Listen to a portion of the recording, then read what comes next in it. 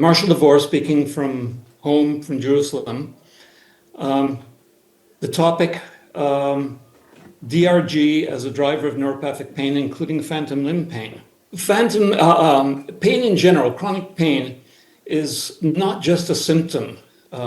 It's a biomedical priority in its own right, with enormous costs involved, some of them listed here. In the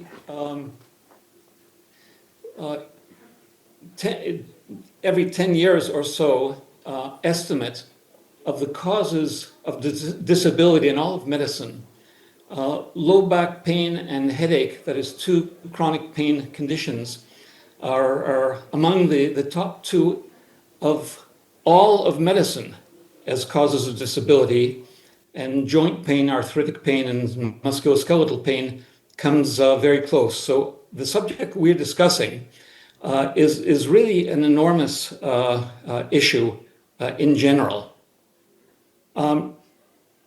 There has been an unfortunate and surprising failure over decades to produce new analgesic drugs, particularly analgesic drugs that are suitable for chronic pain and chronic neuropathic pain. It's gotten to the extent that some leaders in the field, and I show you on the bottom of the screen one such paper relatively recently, that asks, isn't it time to give up on trying to actually treat pain to reduce the intensity of pain, and rather instead try to teach patients how to live with it, or perhaps to enhance the placebo effect?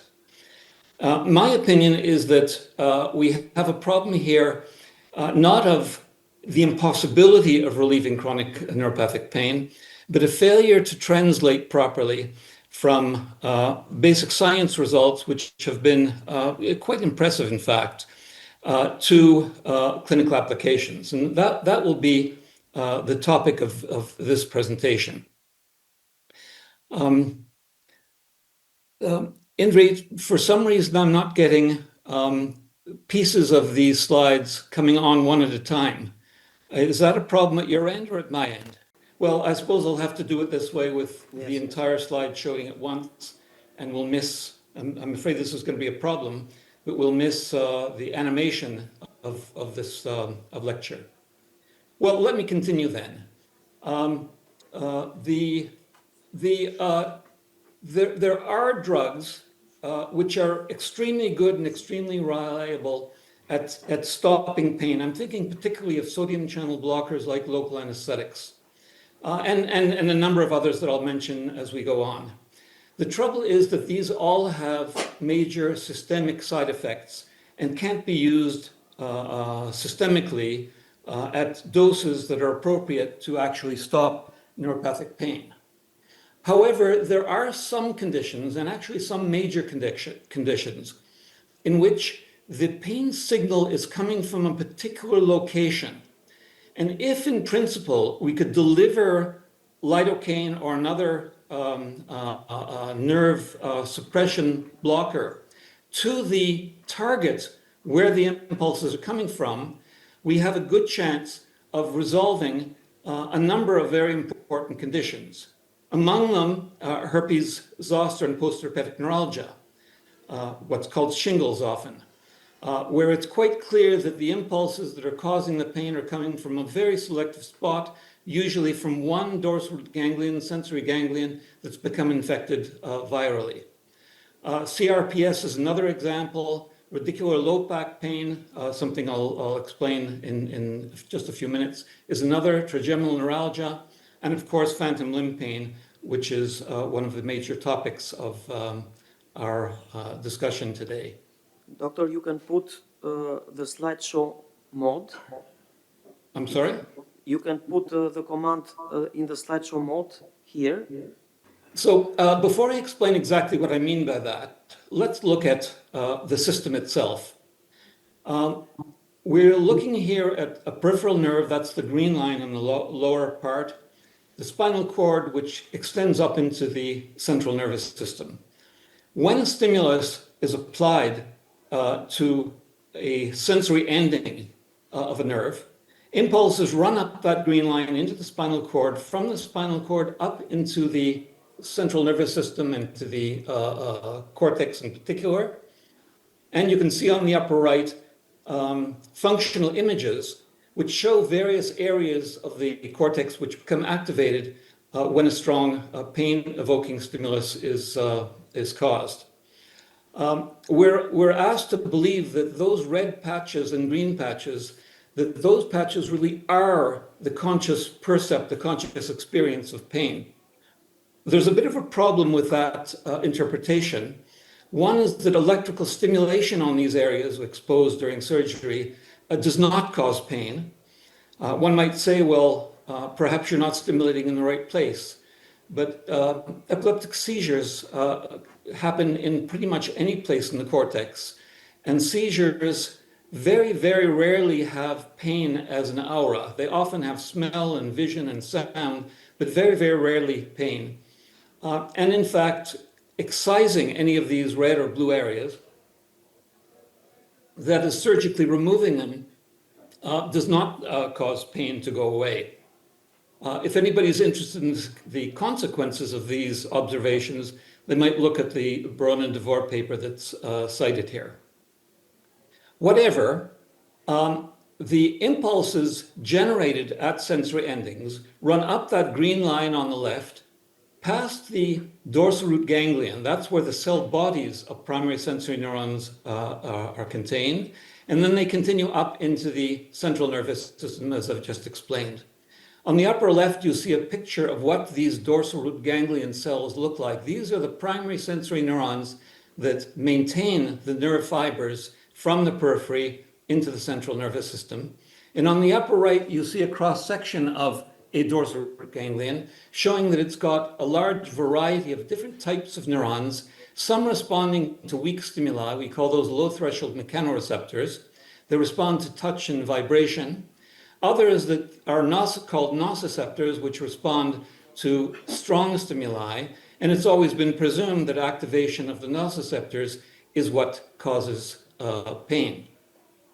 Now, these two types of fibers, the touch fibers, touch and vibration fibers, and the nociceptors are different in a number of ways. They use different neurotransmitters, different voltage-sensitive sodium channels. Those are molecules, proteins in the membrane of these cells, which allow them to create and carry electrical impulses like signals along an electrical wire. And they have a number of other different features about them. Now, there's been a lot of talk and a lot of research in recent years about the possibility of making a lidocaine-like drug, that is, a drug that blocks the sodium channels that are selective to nociceptors and that are not involved in other parts of the nervous system activation. In fact, very recently, a new drug has been approved by the American FDA called suzetrigine, which is a blocker of one particular type of sodium channel, one that's called NaV1.8. It's approved for acute postoperative pain. We'll have to wait and see whether it has any real effect on chronic neuropathic pain. However, local anesthetics and drugs, and I will be referring repeatedly to lidocaine, blocks all of the various sodium channels, and for that reason is a reliable blocker of signals that will cause pain as well, although not necessarily selectively. So what happens in neuropathic pain when there's injury to a nerve? So the curved blue area on the bottom indicates an injury to the nerve itself. A nerve has been cut. For example, if there's been an amputation and the major nerves of the leg, for example, have been cut across. But there are many other instances in which nerves can be damaged. We know that when that happens, the injured nerve end, what we call the neuroma, changes its properties and becomes electrically excitable. That is, it starts generating electrical impulses spontaneously on its own, which run up the nerve through the central nervous system and up to consciousness where pain is perceived. In addition, the neuroma is mechanically sensitive, so the tapping on the neuroma will cause impulses to be felt and pain to be felt. This is called the Tinel sign, an indication of impulses that are generated at a nerve injury site.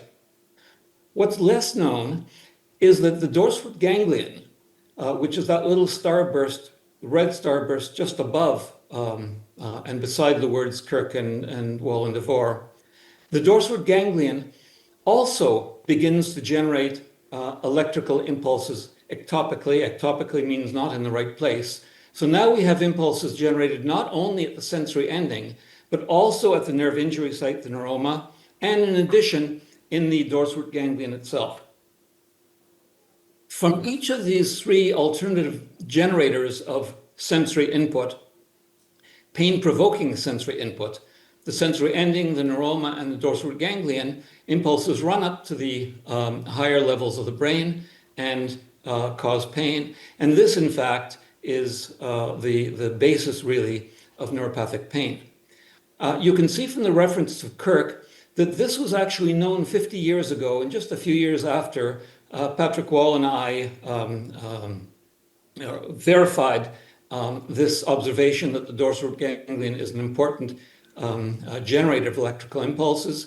And since then, there have been hundreds, perhaps many hundreds, of papers which have studied and taught us more about electrical excitability, the ability of sensory neurons in the ganglion to become generators of pain. Recently, one has been able to move from animal research into human research, that is to study the abnormal firing of dorsal ganglion cells in human mutants and in human patients suffering from chronic pain. The figures on the right show a mutation that occurs rarely in humans, which causes very weak stimuli to be painful in these rare and very unhappy patients.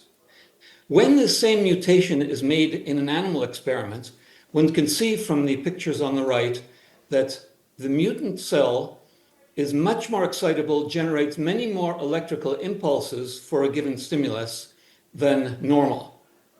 On the left, we have something even more amazing. It's been possible recently to remove dorsal ganglion from human patients. These would be patients that have cancer, tumors somewhere near the spine, and the surgeon in any event has to expose this tissue to remove the tumor, and the dorsal ganglion is sometimes removed as well as part of the cancer surgery. In any event, these human dorsal ganglia have been taken to the laboratory and studied to see to what extent they produce abnormal electrical impulses. And you can see from the picture on the lower left that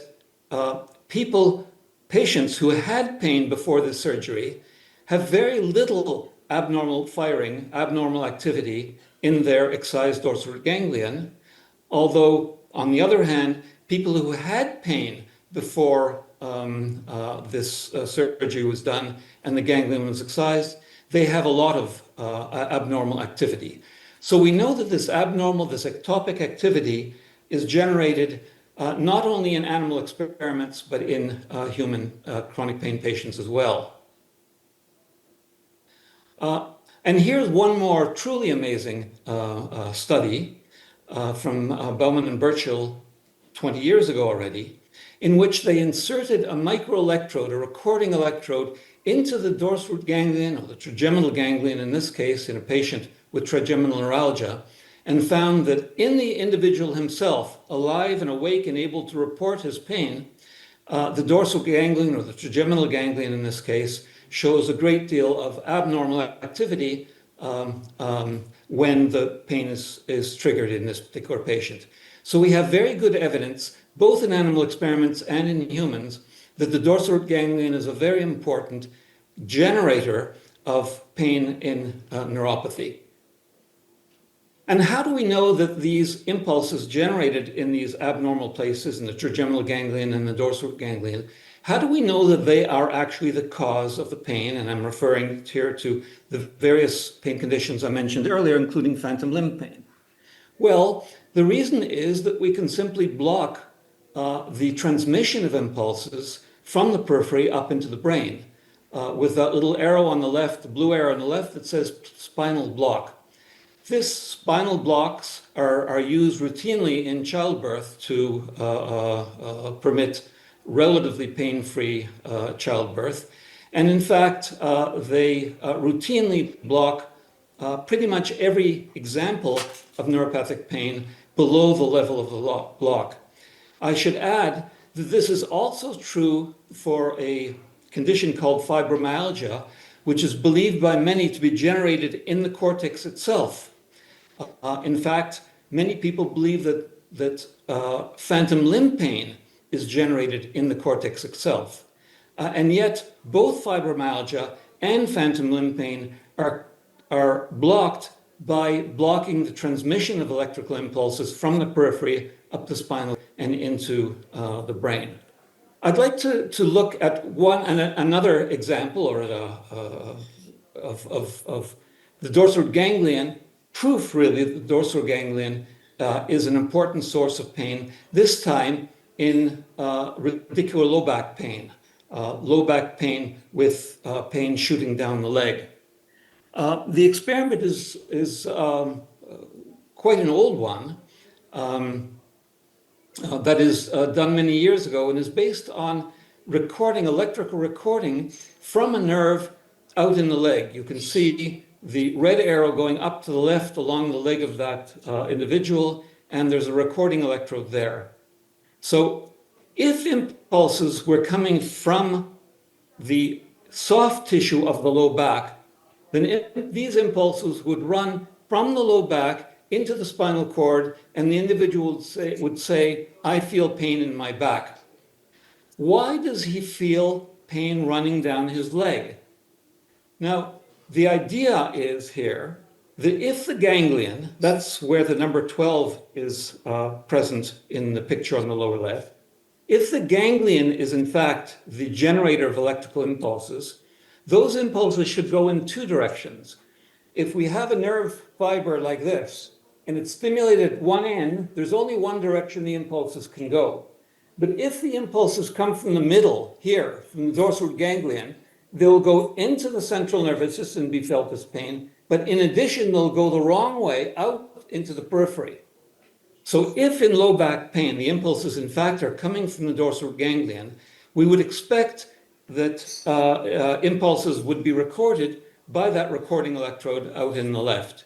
And if, well, I see the slides aren't working, but that in fact is the observation made in these individuals, that impulses in fact are recorded going out into the leg, meaning that the impulses are generated in the lower back, in the dorsal ganglion of the lower back. Many other pieces of evidence that that's the case. I cite the Cutledge paper that you see in the upper right in the dark blue, and if that's too technically demanding, together with Silvio Brill and Defrin, I published about 10 years ago a bedside way of testing whether the impulses are coming from inflamed tissue, for example, or whether they're coming from the dorsal ganglion. Now, why does the dorsal ganglion, or the neuroma for that matter, why do these tissues become electrically excitable? We have a pretty good idea why. Normally, the excitability, the ability of cell bodies and axons in the neuroma to generate electrical impulses depend on a conversation, a discussion between the periphery and the cell, adjusting the number of sodium channels of these molecules which are responsible for electrical impulses, adjusting their quantity in the amounts that are necessary. However, when the nerve is cut, this regulation is lost, and the sodium channels, the electrical activity channels that are generated in the dorsal ganglion run down the axon until the neuroma, and then they build up in the neuroma. You can see that actually happening in the middle picture with those little snaky things and the orange and yellow. Those are nerve fibers within a neuroma, just proximal to a nerve cut in an experimental animal. And you can see the tremendous buildup of these excitability molecules in those nerve fibers. The lower left is even more remarkable. Here again, we're looking at dorsal ganglion cells of humans who had pain before the dorsal ganglion was excised. And you can see that same bright red has built up on the right. Those are patients with pain, and we see very little of it on the picture on the left, where the patients did not have pain before the dorsal ganglion was excised. So we have a pretty good idea that we're looking right now, that bright red yellow, that really is the cause of pain, chronic neuropathic pain, in these cases, and in the other cases that I mentioned earlier, radicular low back pain, phantom limb pain, and the several others that I mentioned. Now, how much of the impulses, these abnormal impulses, are coming from the neuroma, that is the area where the nerve was cut, and how many are coming from the dorsal ganglion itself? In the experiment that you see here, we simply blocked, that's the bright blue spot, we blocked the neuroma to see if that would stop the abnormal electrical impulses, the little black lines on the right. Would blocking the neuroma block those impulses? That would prove that the impulses are coming from the neuroma. And as you can see in the picture in the upper right, putting on the blue lidocaine to block the neuroma did not stop the impulses. However, when the nerve was cut between the ganglion and the recording electrode, then all the impulses failed. What this proves, and this is an animal experiment, is that the impulses we're seeing in the experiment to the upper right, in the white, in this case, all of these impulses were coming from the dorsal ganglion and not from the neuron, not from the neuroma. And when we repeated that many times in many experiments, we discovered that something like 3/4 of the abnormal impulses responsible for these neuropathic pains are coming from the dorsal ganglion, and only 1/4 of them are coming from the neuroma. So we have a situation where there's nerve injury that causes an increase in the number and the density of sodium channels within the dorsal ganglion cells. That causes abnormal electrical discharge, firing of these nerve impulses, and that causes neuropathic pain, where the majority of the impulses appear to be coming from the ganglion rather than from the neuroma itself. Now, what can we do about that therapeutically? Here's an experiment, again in a rat, where we've caused nerve injury, which has caused abnormal firing in sensory nerve fibers. And in this case, we've injected low concentrations, dilute lidocaine, that's the sodium channel blocker, into the circulation of this animal. And you can see with those two little arrows on the lower part of the picture that says IV lidocaine, that a small amount reduced the amount of abnormal firing, and just a little bit more lidocaine introduced into the bloodstream has stopped the firing altogether. So we know that lidocaine, dilute lidocaine, can in fact stop this abnormal firing. And when it's dilute, it does not stop the conduction of impulses along the nerves, only the abnormal impulses which are responsible for the chronic neuropathic pain. This is true not only of lidocaine, but a large number of drugs that we call adjuvants for neuropathic pain, or membrane stabilizing drugs, drugs that some of you might recognize, duloxetine, amitriptyline, diclofenac, and several others, which have this effect of blocking or stopping abnormal neuropathic discharge without blocking nerve conduction. Whoops. So the problem, if we in fact have drugs like lidocaine, dilute lidocaine, and the others that I just mentioned, if we have drugs that stop abnormal firing, the abnormal firing responsible for neuropathic pain, what's the problem? And the problem, as I mentioned earlier, is adverse side effects. So systemic delivery of lidocaine and the other membrane stabilizing drugs that I mentioned, even at very low concentrations, causes off-target CNS, that means brain side effects, and also some cardiac side effects. Sleepiness, nausea, vertigo, lethargy, foggy thinking. And if that's the problem, then what's the solution? The solution is simply to deliver the drugs directly to the location where the abnormal impulses responsible for the pain are generated. Now, there are a number of possible ways of doing that. One, for example, would be to prevent these drugs, when delivered into the bloodstream, from getting into the brain. The heart people, the cardiac people, did this with beta blockers years ago, decades ago, and we now have extremely good beta blockers which lower blood pressure and don't have the side effects that I've been talking about. It might also be possible to target nociceptors directly, selectively, because of their selective sodium channel use, for example. I mentioned suzetrigine as a drug that was recently approved by the FDA. We'll have to wait whether that is good for anything other than acute pain. And finally, we can simply deliver the drug directly to where we now know the impulses are coming from, the neuroma, or even more so in many cases, the dorsal ganglion. Now, how would that look?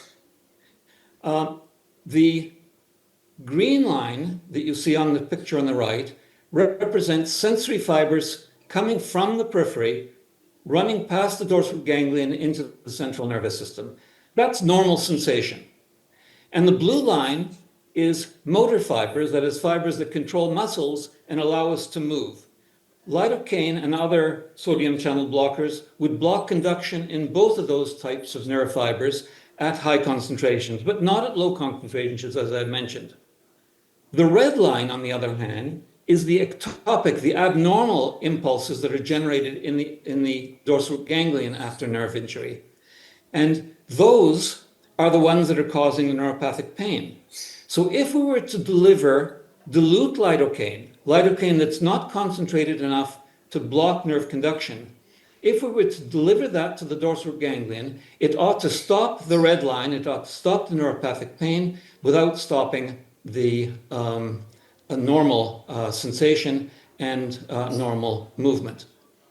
We tried this experiment in rats in exactly the manner that I just explained. Recording the picture on the left, the red line represents the normal conduction along normal nerve fibers, sensory and motor, and the black line on the left represents the abnormal firing generated in the dorsal ganglion and the cause of neuropathic pain in this animal. And what we find is that when dilute lidocaine not concentrated enough to block nerve conduction, in this case 0.02% lidocaine, where normally when the dentist blocks a nerve for drilling teeth, he would use 2%. That is, we're talking about 1/100th of the concentration that is normally used to block nerve impulses. You can see from the picture in the center, the red line, through conduction, that is the conduction along normal sensory fibers and normal motor fibers, is not blocked at all, but the abnormal firing, ectopic firing, is reduced by a great deal. So we have here a therapeutic window, a concentration of drugs, of concentration of lidocaine in this case, that will block the abnormal firing and won't block the normal conduction. And we tried this also experimentally in our rats. In this case, we have injured the nerve, which causes pain in the animal. I'm referring to the line, the arrow on the left, the red arrow on the left, and the blue line pointing down. In this graph, the line pointing down is indicating that there's more pain. So we have here a situation where we've injured the nerve and the animal is feeling pain. The numbers go from 25 to about 2 or 3, and that is the record, that is the measure of pain in that animal, and that remains for a couple of days until we implant a pump that is filled with lidocaine, with dilute lidocaine, which now delivers the lidocaine along a tube that was implanted in the animal. You can see that in the upper right, in order to deliver local anesthetic, dilute local anesthetic to the dorsal root ganglion of this animal. And you can see that the red line in the graph, that is the line that's measuring pain, has gone back up to what it was at the beginning for a week and a half or so. That's as long as the pump delivers this drug. And then when the pump is removed, that's the arrow on the right, you can see that the pain returns. So we've shown in our rats, both by recording, by looking at the activity, the electrical activity of the ganglion, and by behavior, we've shown that this procedure, this approach, works in animals. And here comes the incredible, in my opinion, contribution of Apostle Vaso, published in 2014. That's already more than 10 years ago. He tried this, and I was present in a number of the trials. The same thing. Now, people with back pain have been receiving anti-inflammatory drugs injected in the same area for many years. In fact, that is probably the primary treatment modality these days for pain, and pain, particularly pain shooting down the leg. We heard the German ambassador mentioning that he knows Apostle Vaso from these treatments. What we've done here, what Dr. Vaso has done here, is instead of injecting an anti-inflammatory drug, because we're not talking about an inflammation here, we're talking about primarily about a neuropathy. In any event, what was injected here is lidocaine, and the results were that almost all the patients tested, 28 out of 31 tested in Tirana, showed a very pronounced relief of pain for the duration of the block. We repeated the same thing. Dr. Adahan, a colleague of mine, repeated very much the same thing in one of the major hospitals in Israel, and found very much the same results. In this case, using very dilute lidocaine, lidocaine that is not sufficient to block normal impulse conduction. In Tirana, Dr. Vaso also showed that by repeated injection onto the ganglion, the pain could be stopped for, well, the patient with the longest time tested was almost 2 weeks. So how could that, here is a summary of the results. On the left, you can see spinal block as in spinal block for painless childbirth. You can see that both the spontaneous phantom limb pain in these amputees was eliminated, and the Tinel sign, that is the pain upon tapping on the neuroma. Almost the same results were obtained using a local anesthetic block of the ganglion alone.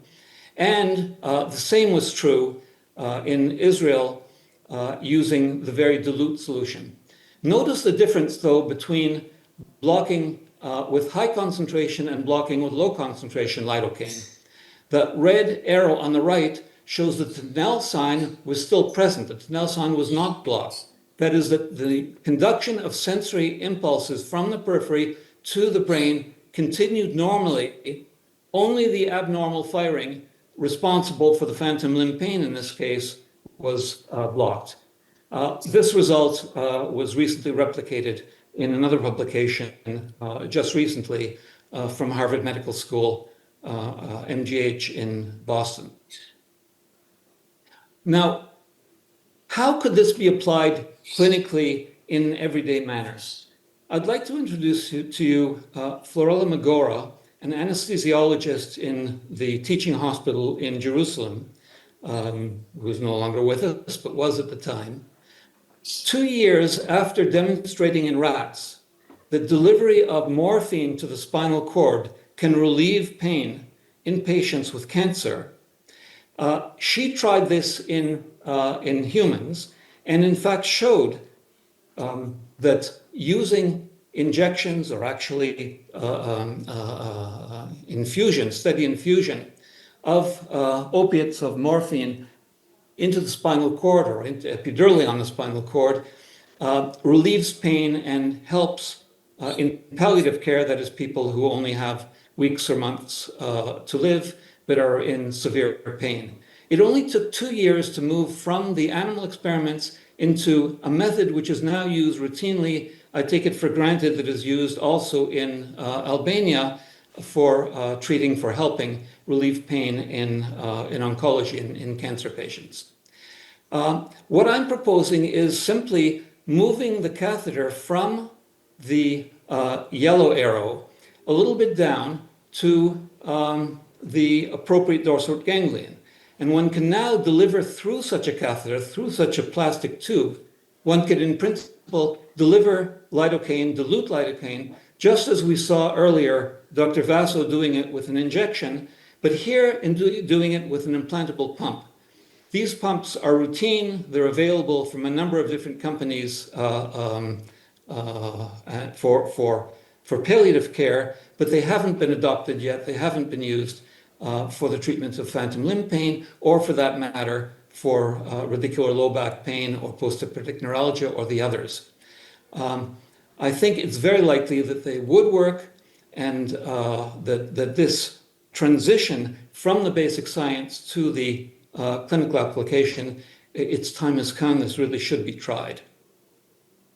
So I began by pointing out a number of different conditions, major conditions that don't have appropriate methods to relieve pain, and a new method that was developed in Tirana, in your Albania. And it's time, in my opinion, to start using this. It's true that the pumps are quite expensive. On the other hand, these pumps are used in oncology. And in fact, after they're used in oncology, they're just thrown in the garbage. It's said that there's a possibility of infection in these pumps which have been implanted in people. On the other hand, surgeons do not throw away their surgical instruments after each operation. There are methods of sterilizing instruments, and although I'm not an expert on this subject, I bet that there are ways of recovering the used pumps from oncology, sterilizing them, and using them at very, very low cost, because they're thrown in the garbage anyway, using them for this purpose.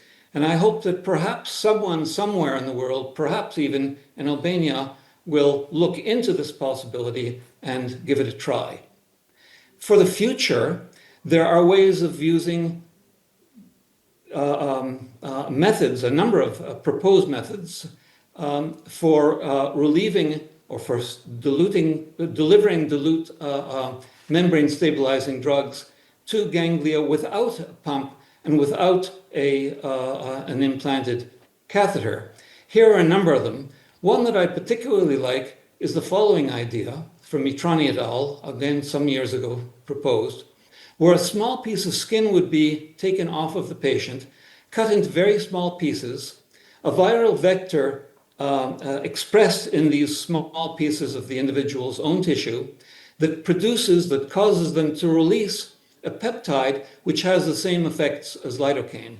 These little pieces of tissue then could be injected either on the neuroma or on the dorsal ganglion, that's the picture in the lower right, and presumably that could, in principle at least in the future, cause or provide relief from these various chronic pain conditions for long periods of time without auto-rejection, of course. My main point here has been that if we're interested in pain and relief of pain, one must think about nerves. Bones don't hurt, tendons don't hurt, nerves are what causes pain. One must learn in the individual patient, are the impulses coming from the lower back? Are they coming from the ganglion? Are they coming from the neuroma? And this is easy to diagnose with lidocaine blocks, diagnostic blocks. So you'll see in the picture on the right, that is a nerve. The picture on the left, lower left, that is spaghetti. The two are not the same. Thank you very much for your attention. Faleminderit.